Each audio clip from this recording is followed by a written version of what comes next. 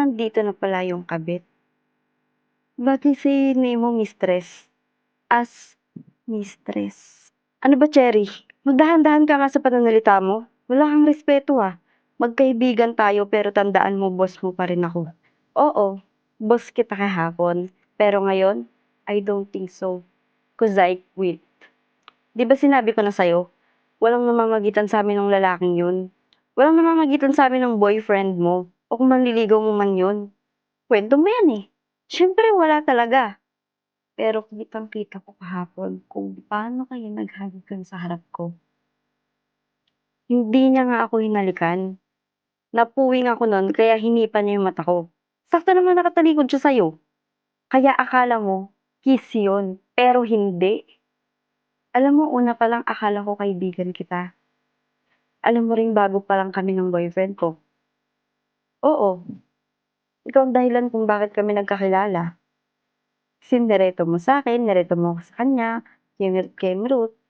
Pero ikaw din pala yung sisira sa aming dalawa. Sana hindi mo na lang pinakilala in the first place, di ba? Wala nga kaming relasyon. Mandiri ka nga. Hindi ko papatulan yung kapatid ko, no? Kapatid? Makikita ka na, baby joy ko. Waiting na siya dyan sa labas. Hintay na. Hipan mo kasi ng malakas. Kanina pa ako ihip ng ihip. Bilisan mo na. Pupuntahan ko pa si Cherry. Ang pabebe umihi. Paano ka ba nagustuhan ni Cherry niyan? Bilisan mo, lakasan mo. Mabubulag ako nito o lalapit ako. Mabulag ka na lang. Mga taksil. Cherry? Hindi ba alam na magkapatid tayo? Malay ko. Akala ko ikaw nagsabi kasi pinakilala mo na ako sa kanya eh. Anong ako? Akala ko ikaw magsasabi. Ikaw manuyo dun para sa akin. Bahala ka dyan.